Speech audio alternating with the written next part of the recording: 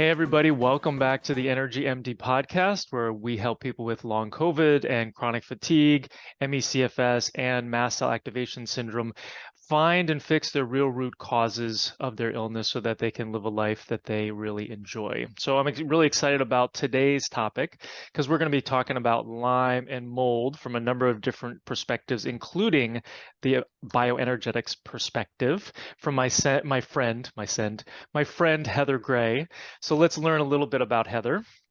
So meet Heather Gray, a functional diagnostic nutritionist and bioenergetics practitioner, specializing in supporting clients with chronic and complex illnesses such as Lyme disease, mold toxicity, and autoimmune diseases. With over 32 years of personal experience, she understands the struggles of living with these conditions and is dedicated to helping others find relief. Her personalized approach as a practitioner, podcast host, and author has helped countless clients reduce inflammation in their body and brain, improve gut health, and achieve optimal wellness. She helps her clients get to the root cause of their symptoms and helps them take control of their health journey. Heather's approach is not only effective, but also empowering. I love that. Don't let chronic illness control your life. You can achieve the health and vitality you deserve. Heather, thanks so much for joining me today. Evan, I'm so excited. Woohoo! Yeah, me too. So let's talk a little bit about kind of the big picture. Let's just kind of like dive into it here. So somebody walks into your office or sees you online and you're having like a one-on-one call with them. You've talked about with me offline about things that people are missing. But what does this first step look like? And then we can kind of get into what you find that people are missing. Yeah, absolutely. Typically when people come in, I have them start off with the intake forms right off the bat. They're always looking, as functional practitioners, there's so many of us out there that are just, kind of in a box. Here's your protocol. Here's the same labs that I run on the same people, and it's the same thing.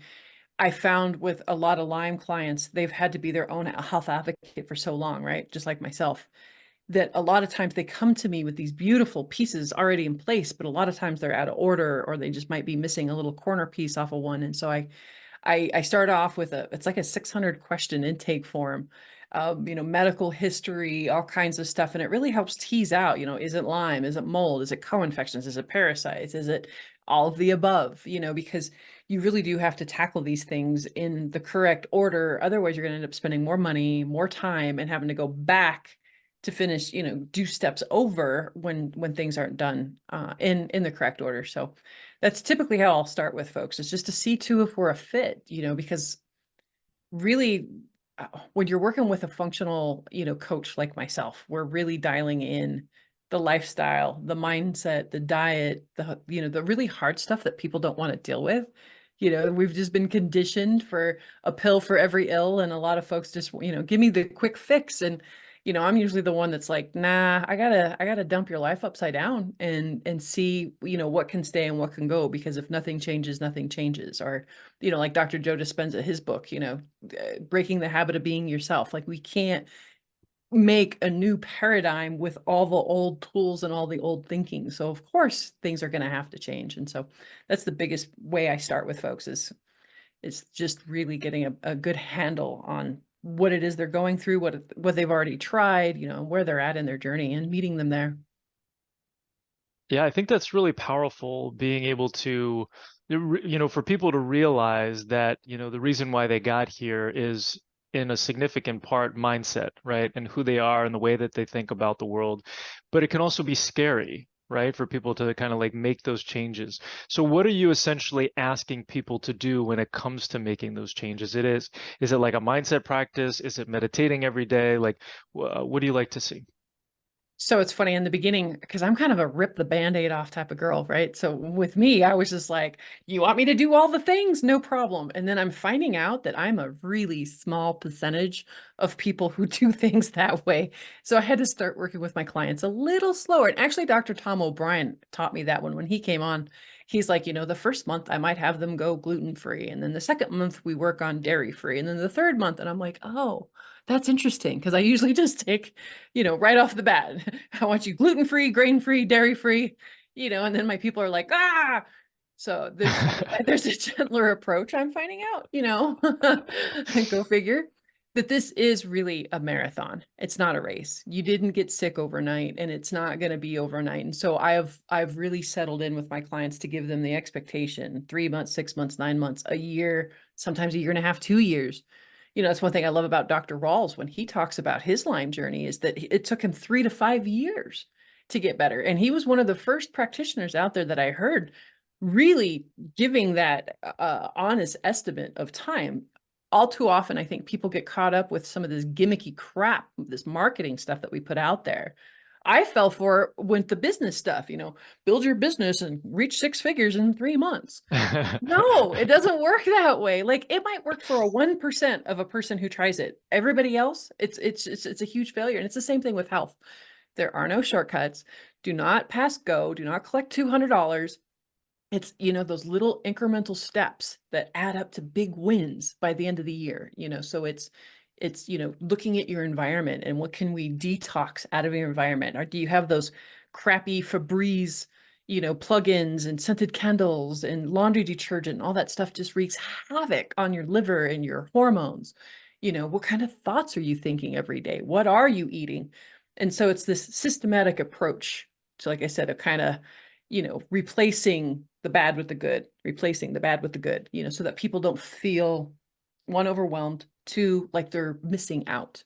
Because, having a chronic illness to begin with can freaking suck. You already feel isolated. You already feel like so different. So the last thing you want is to feel that way. But at the same time, there's kind of got to be an aspect of that, because if you want to continue to eat society's food and eat what's the norm and do what's the norm, you're going to continue to get the norm, autoimmune diseases and the mental health stuff that's on the rise and the cancer and the diabetes. Like at some point you got to get off the crazy train and start doing something different. Mm-hmm. And so it sounds like doing those things first, like starting to like setting up the foundations is important. It was for me, absolutely. And a lot of folks, like after 27 years of undiagnosed Lyme disease, mold toxicity, 3 autoimmune diseases, 2 suicide attempts, the doctor just was just throwing napalm at my Lyme disease. He was going to war with a body that hadn't worked properly in over 20 years, right? I thought I was going to die at that time, and it was funny. That's when I was a silly hairstylist at the time. I didn't have any medical background, but I heard on a podcast, Reed Davis talking with Sean Croxton, back in 2013 on how you got to make sure the detox pathways are open and you got to make sure the hormones are balanced. You got to look for other hidden stressors in the body. And I was just like, holy shit, that makes sense. Like this is my answer. Because at the time, nobody was asking me if I was pooping daily. And I wasn't. I was basically constipated from being a child. I was born full of shit. Like I was constipated since I was 4. Nobody was asking me what my stress level was like. It was horrible. I was in a horrific marriage that was no bueno. I was sick all the time. I wasn't sleeping, all these foundational things. It's amazing what happens when I dial a lot of that stuff in with folks, 3 months, 4 months, 5 months. A lot of times they actually don't have to go in and, quote unquote, treat things, because our bodies put them in check where it's supposed to, because we've got these beautiful healing, capabilities in our bodies that are, especially with Lyme disease. Most people don't realize that we have coexisted with this bacteria for thousands of years. It was found in an Italian Alps in a mummy, 4 or 5,000 years ago. So our bodies recognize it. I think there's been some things that have made it a little bit more virulent, that, with the 5G and, lower immune systems with vaccines. And, that's a whole nother rabbit hole, but our bodies know what to do, I think, innately. And I think when we give it the tools that it needs and then we remove the boulders, miracles can happen. I like that. Give it the tools that it needs and then removes the boulders. So then how do you help people reprogram their thoughts? Ooh, that's a good one. So it was funny. It was like 2020 and I had all my symptoms were starting to come back. I was gaining weight again. I was being reactive. I was bitchy. I was in pain. All those Karens in the world, have compassion, because most people don't act that way without some reason to act that way, right? Right. Like Karens are Karens because they don't feel good. Something is not right with them. So have compassion for the Karens of the world. Speaking as a reformed Karen, um, I did all the functional things again, and I kept relapsing, and that's what's so great, did all the supplements, did the diet, cleaned myself up. 6 months, a year later, I would relapse. And I did that for about 3 years in a row. And finally in 2020, I was like, what am I missing? And, my uncle had committed suicide when I was 4. I was raised by alcoholic addicts in poverty the majority of my life. There was a lot of childhood trauma that set me up to be a good host for a lot of these things. And for, the ACE scores, the higher the ACE score, the higher of a chance with autoimmune as you get older. So I, a lot of that blocked out. Like, I didn't even remember this trauma, but my body did. And that's where it started. I was reading the book, The Body Keeps Score.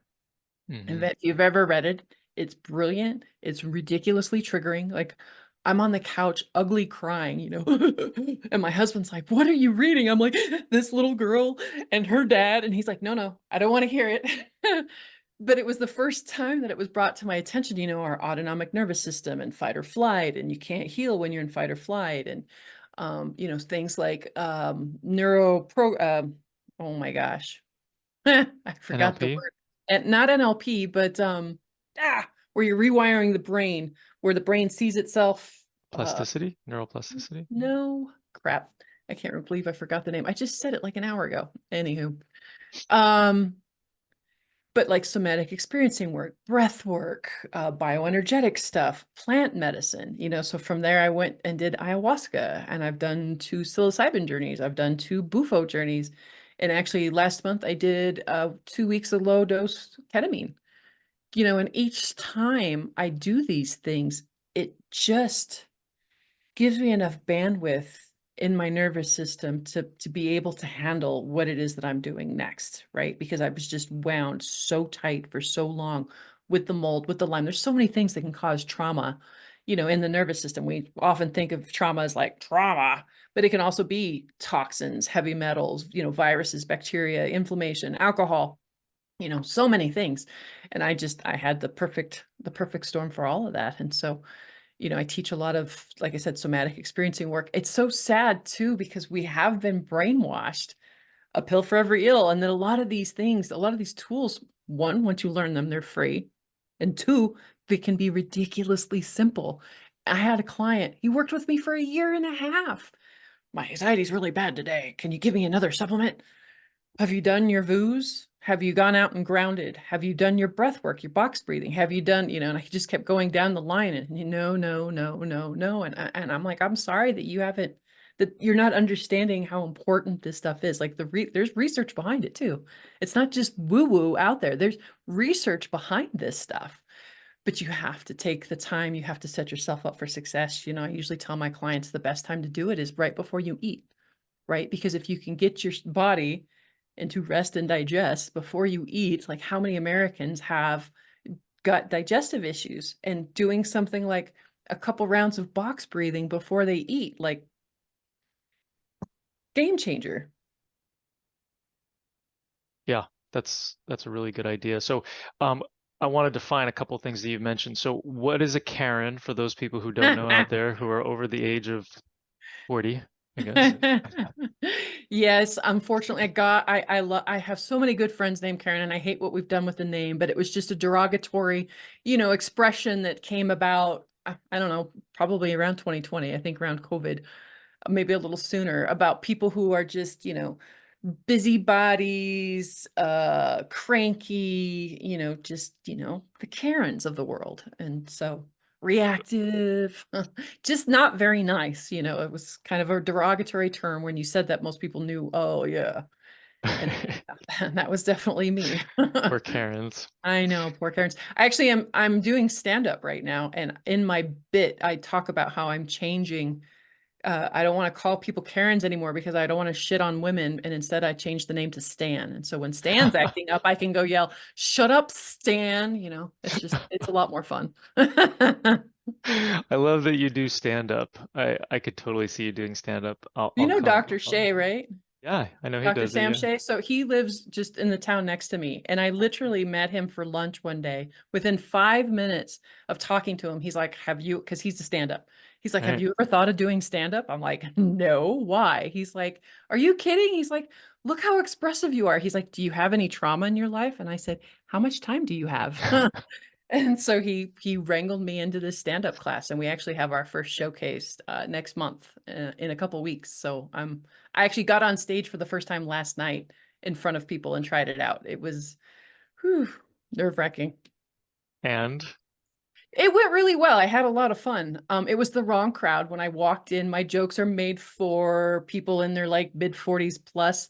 I walked in, it's a college town. They were all 21-year-old dudes. And I was like, oh shit, this is not my audience. But I still got some good laughs, and it was good practice. nice. Yeah. That's awesome. Good on you. Thank you. And then what are VOOs? VU. So the nervous system, so the vagus nerve, it has got its little tendrils in all sorts of aspects of the body. And when it's not working properly, that's when we can kind of get stuck in that fight or flight. Our nervous system gets a little revved up. So VOOs are chanting, singing, gargling. These are all ways to stimulate the vagus nerve to calm down. So I actually learned this from Dr. Amy Apigian. She was my first real into somatic experiencing work. She's got a 21-day, reset course that absolutely changed my life. In 21 days, my nervous system was completely different. Awesome. But my favorite one is called a push away with a VOO. And it's, you actually act like you're pushing a boulder away, like where you're flexing your arms. Because a lot of us too, with these chronic illnesses, have a tendency to be a little on the empathic side. And so everybody's energy is always right here, and we're feeling everything. And if you can push out that energetic bubble, give yourself some space. And at the same time, you're doing a voo, the whole time. And it's amazing. I mean, every time I get a little revved, my husband will see me in the grocery store, 'cause sometimes I can still be a little on the Karenish side, especially with people. Sometimes I don't people the greatest out in the regular public. And he can see me getting frustrated at the grocery store, and I'll just stand there and I start doing my voos and my push away. And it's good because then he knows, I'm not going to get charged for murder that day. So it's Right. great. Hmm. That's awesome. Yeah. So it's so great to have tools and techniques, right? So that people can feel empowered, which is something that you mentioned that's so important as part of this process. There is, when you go to see somebody and you want them to help you, you have to remember that that you have to apply all these things, right? We can only say things so many times, but the client has to take ownership and they have to apply these things, right? And do you find that the people who do these fundamentals, these foundational things, do better in your programs? Oh, 110%. 110%. And then I never see from or hear from them again, which is great, right? Because they have their tools, they have the how-to book, that I've given him, and they take those tools and they go off into their healthy sunset, and I don't really hear from them again, which is awesome. That's what I want. I don't want clients for life. I want people to be empowered and know how they can handle and tackle this crazy ass world. I love that. All right, so let's kind of jump into relationships, kind of on this in the same realm, where you're talking about how all the toxins that people kind of have and all the trauma that they have, and they have to look around their life, and whether it's a nasty air freshener or whether it's their relationships, they have to kind of start cleaning things up. So how do you recommend that people clean up toxic relationships? Well, remember the whole pull the Band-Aid off? I'm that pull the Band-Aid off type of girl. I kind of did the same thing with my relationships. I severed them. The last time I spoke to my mother, she called me every name in the book. And it was over a misunderstanding over something I didn't even say. It was my son. And she could have said, I heard this. Did you say this? And she just came straight for the jugular. And her main mission in life was to tear me down. Mm. I stopped talking to myself that way. I don't allow anybody to talk to me that way. And since then, that was back in 2020. So I haven't spoken to my mother, my father, any of my siblings. Like complete orphan, I felt like for quite some time until I actually started like hanging out with the Mindshare family and building my community in other ways. So I have another adoptive family, but for the most part, I haven't spoken to my biological family in 4 years now. And it's the best mental health I've ever had because, like I said, I didn't even realize I was talking to myself so poorly until my husband pointed it out one day. He was like, "Stop talking to my wife that way." And it like Mm. stopped me cold in my tracks. And I was like, oh, right. And then once I started making those healthy boundaries with myself, like I didn't allow anybody, and I won't, I still won't. Like if there's a place for anger, there's a place for arguments. I'm not saying that, but the nasty, bully, toxic, break someone down, there's no room for that. Absolutely none. And that was part of the cleaning house. So important and so hard, for people who are in, let's say, a toxic spousal relationship, right? And oftentimes they may not get better until they get out of that relationship or until they change that relationship, right? Because oftentimes in order to change a relationship, we have to change ourselves, right? So if we create those boundaries and we stop talking to ourselves in those ways, and then we don't let anybody else, that person has to change. Otherwise, the relationship is going to be severed. Is that what you see as well? Oh, absolutely. 110%. Yeah, and that helps because then you're not telling people, hey, you have to end your relationship with everybody in your life, right? It's kind of like it's changing yourself and it's changing those boundaries, and inherently, then you can sever those relationships like you did, or you can make different choices in relationship. Yeah, and it's like no difference than being an addict. A lot of times, addicts, when they get clean and they get out of rehab, one of the first steps they have to do is they have to stop associating with all the triggers and the people that kept them sick. It's no different. And again, if nothing changes, nothing changes. If you're going to continue to stay in that toxic soup environment, you're not going to get better. So getting out of denial and like I said, once you really do start the self-love, you don't allow that type of stuff anymore. It's such a disconnect, right? Like who are you talking to like that? Are you talking to me? Yeah, and when you said addiction, I thought you were going to talk about addiction to thoughts, which I think is a really interesting thing, right? Where we get into these patterns Yep. of how we talk to ourselves and all that sort of stuff. Um, And so it sounds like that you help people stop talking to themselves in a negative way. Is there a certain technique that you have, or how do you change those things? How do you help people identify how they're speaking to themselves and then change it? A lot of times it's just awareness. We can change what we're aware of, and awareness is key. And so I usually have people start off by reading Dr. Joe's book, Breaking the Habit of Being Yourself. I've heard other things where people, I think it was JJ who was talking about one of her mentors had her do a rubber band. And every time she thought something funky of herself, she was supposed to snap the rubber band. So just bringing awareness that's there, and being like, thank you for the awareness. Love you. But that's not true. Bye. Sending Mhm. it love because it's coming from a wounded place a lot of times. And so that's why some of this trauma work is really helpful to go along with it, because it can be really hard to try to change those patterns if you also aren't changing the stuck trauma in your nervous system, because a lot of spiritual bypassing can happen, unfortunately, where we're just like, send positivity to everything and it'll be okay. No, bullshit. You need to address that 4-year-old that didn't get held and couldn't understand why her uncle committed suicide. You need to address, send those parts of you love, because they're still part of you in aspect, right? And Mhm. anytime we try to cut off or bury a certain part of ourselves, that's usually when autoimmune and disease starts happening. We get stuff stuck in different organs, emotions. And so yeah, awareness and working on the trauma stuff, the nervous system stuff, and then sending it love. What parts? A lot of it is just we are so freaking busy these days. Sitting 5 minutes and asking your body, what is it that I'm supposed to focus on today? Or what's coming up today? Or if you have a pain, asking that pain in the shoulder, like, what's going on? And then sitting with it and listening for the answer. Like, I know it sounds silly. 9 times out of 10, the answer comes. It's crazy when I actually do it for myself. Is I'll sit with something and be like, "Oh God, this has been killing me for days." And then once I bring attention to it, the pain goes away. There's something that your body is trying to tell you, and we've just gotten so disconnected. There's again, we're back to that You got an upset stomach, diarrhea, we make even cute little songs about it to buy over-the-counter stuff, right? To suppress all these little symptoms and things that our body's trying to tell us instead of actually just taking the time to listen to what our body's trying to tell us. Hmm. Oh, that's brilliant. I had a similar insight when I did my first ayahuasca ceremony, and it was basically the experience of discomfort, and I was like nauseous for an extended period of time, and I don't like discomfort at all.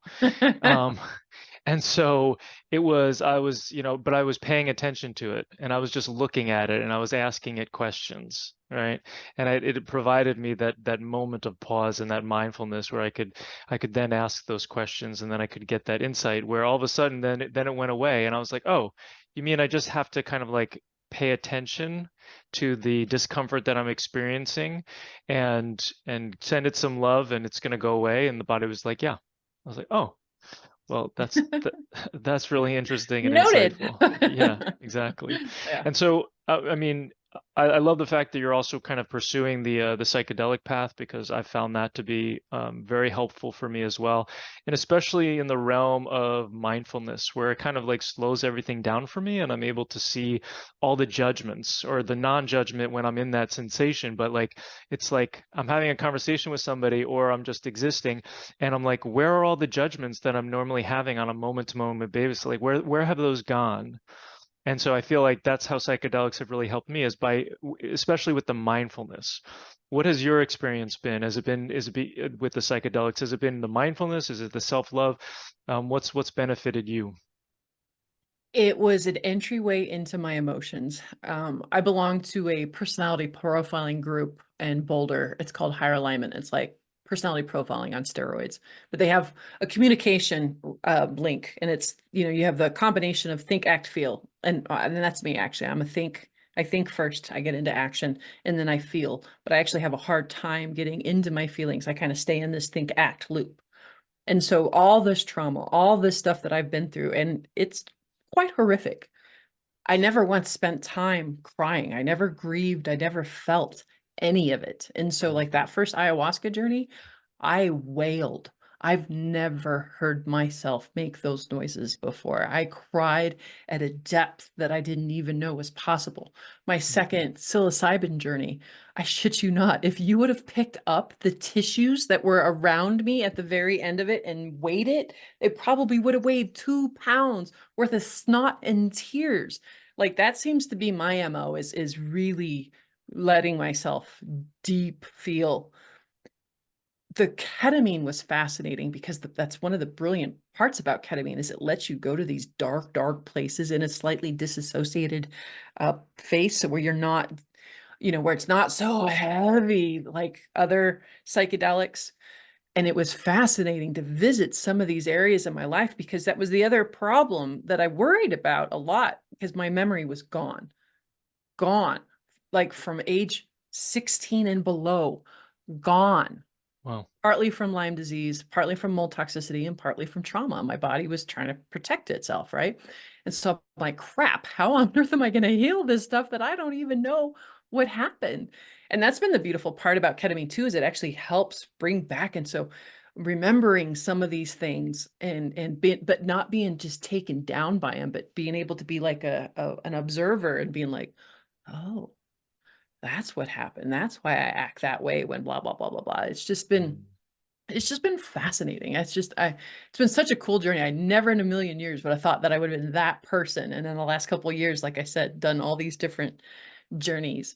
And it's just, each one has just brought me back to myself in a more whole, joyful, loving, lighter.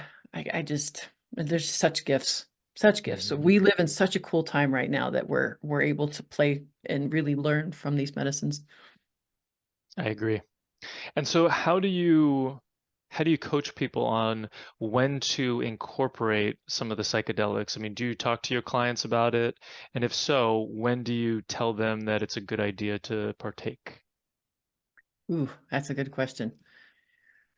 You know, technically, typically I'll use those tools kind of towards the end when we've really, if we're hitting I'd say 9 times out of 10, when I'm already working with the mindset stuff, the toxins, the trauma, the foundations, we move the needle great.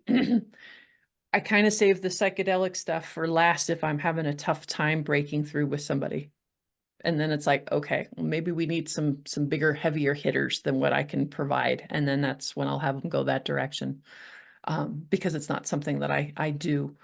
And in some places it's not even still legal. And so, it's a whole it's a whole thing upon its own. But yeah, if people are open to it and they ask me about it, I absolutely, if you can do that while we're doing this other stuff, it's only going to help speed the process up faster and have you come to other awarenesses. But a lot of times people are coming to me still on a lot of pharmaceuticals. And so we kind of have to work getting the body stable. They got to work with their doctor because there's a lot of, contraindications with pharmaceuticals and some psychedelics. So yeah, that's okay. So it's kind of a complicated question, but I usually don't break that can of worms open unless I'm running into a person where I just am not being able to move the needle with all my other tools first. Yeah, it's a whole ball of wax for sure. Let's come back to something that you said before about when we initially started about kind of the big picture, filling in the gaps, and there's a particular order that people should really go through in order to heal in terms of, I think, removing these different toxins in the body and kind of setting up the foundation. So what is that order? What does that look like? I said it kind of depends on the person, but there are, and I'm drawing a blank right now, which is funny because I was hoping you weren't going to bring this up because when we asked it before and I said it, and I'm like, God, I hope he doesn't ask me to go into detail with that one because at the moment I am drawing a blank. But there's an order. Is it heavy metals? It's heavy metals before parasites or parasites before heavy metals? No, it's heavy metals before parasites, right? It depends on, yeah, I mean, parasites oftentimes are a reservoir, right? So they hold all the toxins, and so getting them out first is always recommended. But I also Right, right, find right. that that's really hard on the body, right? So I do think that you have to oftentimes do heavy metals before parasites and other infections, but I was curious about your opinion. So yeah, what I meant to was a lot of times people get hung up on what the buzzword is, right? So even a few years ago, it was like Candida or SIBO, and everybody gets tied up into, oh, it's the deal with Candida or the SIBO, instead of, no, why do you have the Candida or SIBO? They're typically a symptom. Even same thing with H. pylori, right? It's a symptom of something else. So let's go downstream and look at what's causing you to have a Candida issue, which typically can be heavy metals, right? Other parasites. Um, I, and I learned that one the hard way too, and I was in FDN. And so that was one of the things. I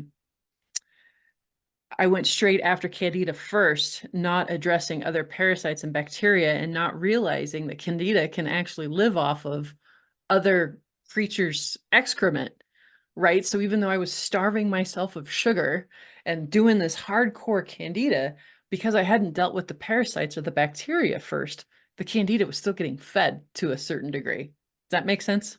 Hmm. Yeah, Okay. So that's kind of what I meant earlier, but yeah, I was having a bit of a brain fart there.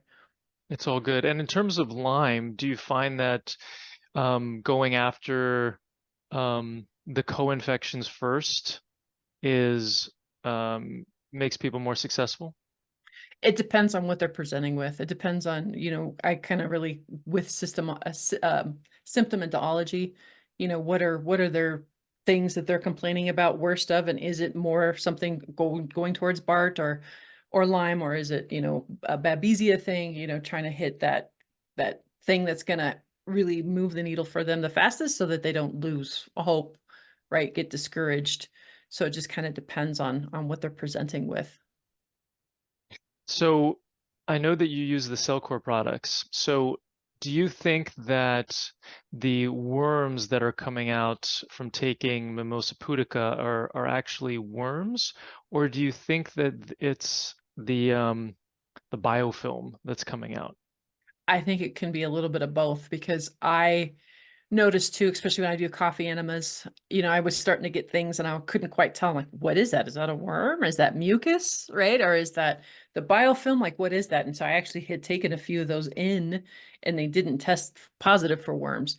And so I think it can be kind of tricky with what comes out, really dialing on what exactly it could or can't be unless you have it taken to a lab and dissected on what it is. Cause I, for the longest time, I thought they looked like parasites, but turns out they were just mucus or biofilm. Well, and what's interesting too is that, when people used to bring parasites into my office and we would send them off to the lab, um, 9 times out of 10, the lab would say no sample received. Like we knew that we were actually putting something into the container before we sent it off, but it got dissolved or digested on its way. And then I heard from Dr. Klinghardt one time speak about how parasites can digest themselves, and generally they don't survive very long outside of the body. So, sometimes the testing is generally highly inaccurate because of this, where oftentimes they can digest themselves. But yeah, So you're telling me it still could be a parasite. It wasn't just mucus. That's fascinating. that's what I wonder, and I'm not entirely sure. I haven't had a lot of really good success utilizing Mimosa pudica. So what's your experience been in using it? I've used it with some clients that absolutely swore by it. I did the higher doses and they say that you can get quite gnarly with the dosing to get stuff to move. And the only time I really got some funkiness to come out, it was after listening to Dr. Klinghardt in a confiscated interview that he had done. Like this wasn't supposed to come to light to the general public, but I had a friend, it was my friend who did the interview with him, and he was talking about MMS enemas. And Hmm. he was saying that they're even more powerful than, rectal ozone as far as getting out something called rope parasites. And, me back in the day, well, I still kind of am. I'm like, I'm down to try anything, because that's just the Lyme person. We have had to really do some weird outside of the box stuff to get better. Right. Unfortunately, controversial, like, yes, please. The more controversial, the better. So he's talking about MMS enemas, and that was the part that got cut from the interview. And I went ahead and tried it. And sure enough, I did have stuff come out of me that I have never seen before, and I've never seen since. And maybe it's time to try another MMS enema.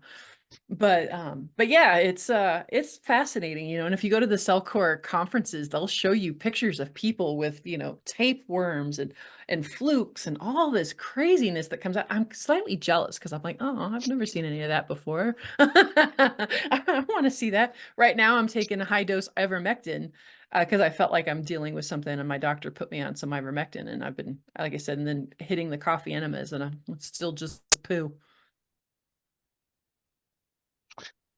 So let's talk about breaking up the biofilm. So oftentimes when we're killing off infections, we're kind of getting rid of what's outside the biofilm, and then there's a time to kind of like break up the biofilm and let the bugs out. First off, do you agree with that? Do you think we have to like break the biofilm?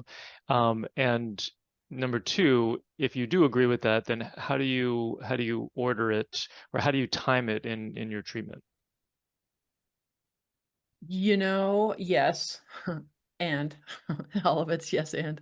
Um, Too many people, I think, put too much emphasis and go at it a little too hardcore, not realizing or forgetting that our intestines are also, made of biofilm. The saliva and stuff in our mouth, is biofilm. And so we can't, just like inflammation gets a bad rap, right? Inflammation is there for a reason in the right amount. So it's kind of the same thing with biofilm. And so if you start going after it too hard, I think you're going to cause other problems down the line.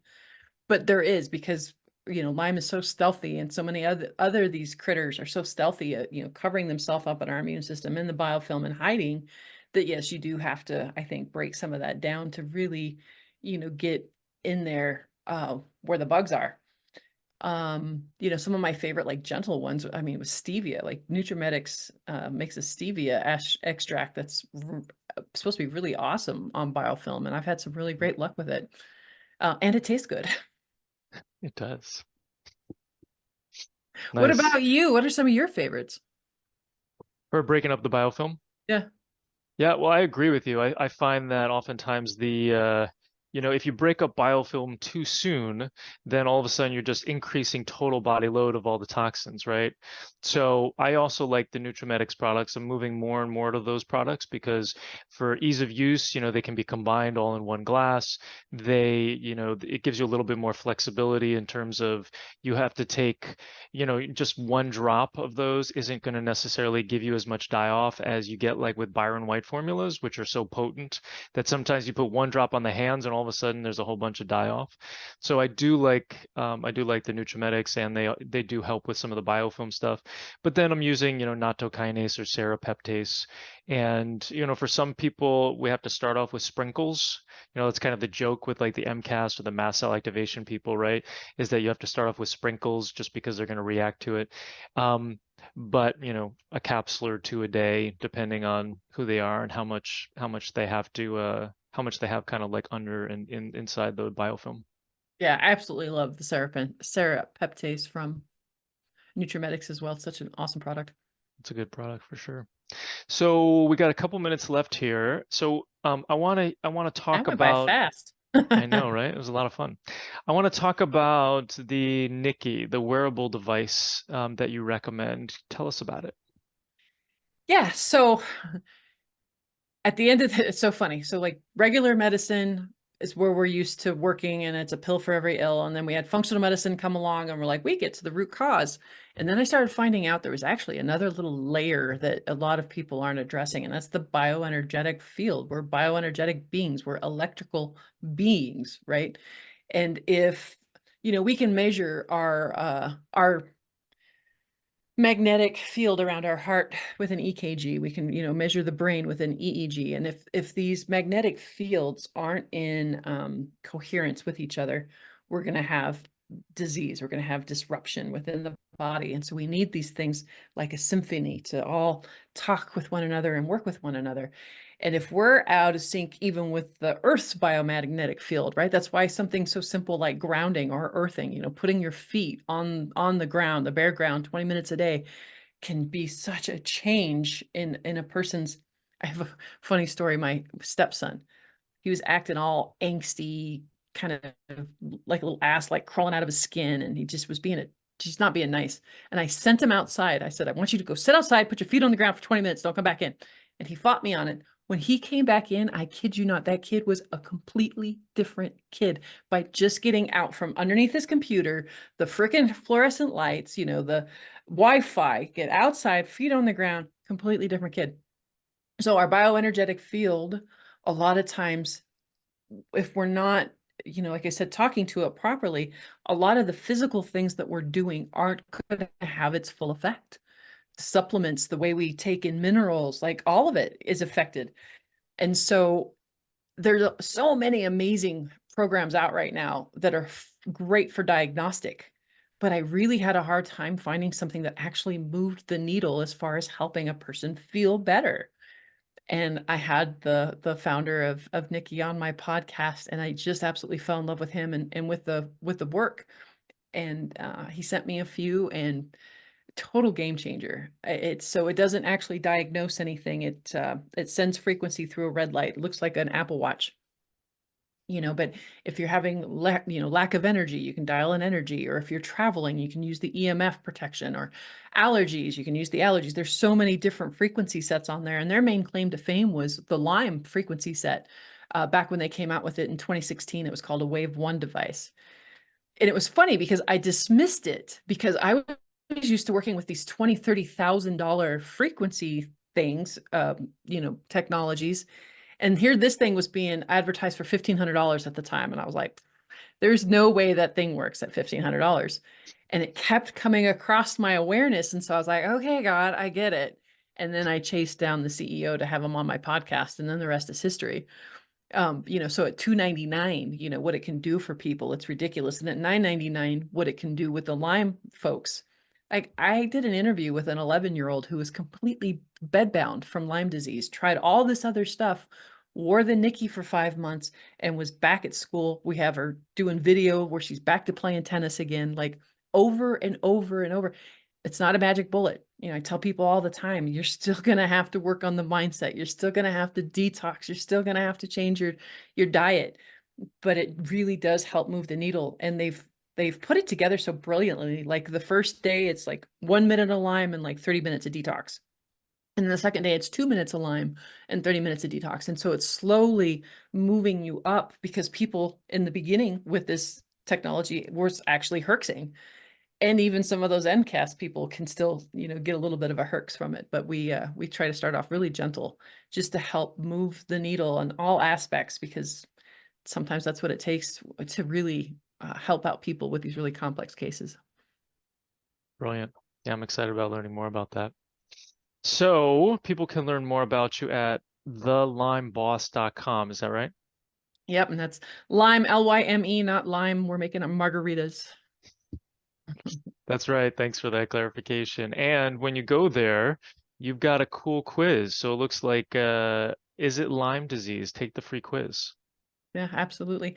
So many folks, it's still so underdiagnosed, misdiagnosed, fibromyalgia, chronic fatigue, MS, so many things. And it's just to help rule it out. Dr. Horowitz made that quiz up, and it's foundational. And I love using it because I'll have my clients retake it every 3 months, just to watch their numbers, go down, and they can actually see. Because a lot of times people, especially after a few months when they start feeling better, they forget quickly how crappy they felt. And so to be able to show that, right, they're like, they want to Yeah. kick dirt over that and move on. And so, and then they're hung up on this like one little thing that I can't, get to move. And I'm like, but look at all these 5 other things that we did move. Like, remember when you came in here and your score was a 65 and now it's a 22? And they're like, oh, right. Yeah, the human condition is one of adaptation, right? We're constantly, we forget that stuff pretty easily. Yeah. And then you work with people one-on-one. Do you do groups? Anything else? I hope to do groups at some point, but right now it's one-on-one. Awesome. And people can work with you by going to thelymeboss.com. Yep, that's a great place to start. And I've got a podcast across all the platforms. It's the Lyme Boss, but I usually start off with a really low cost, 15-minute consult, just to see if we're a fit, right? Because I'm, my way is not right for everybody. And I'd like to rule that out first before we start spending too much money and time together.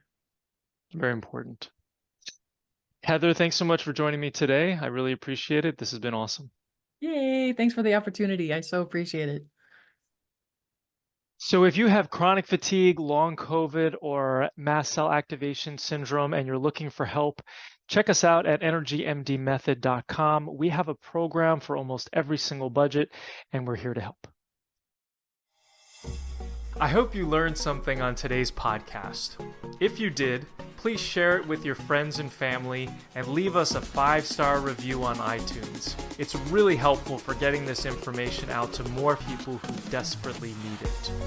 Sharing all the experts I know and love and the powerful tips I have is one of my absolute favorite things to do. Thanks for being part of my community. Just a reminder, this podcast is for educational purposes only and is not a substitute for professional care by a doctor or other qualified medical professional.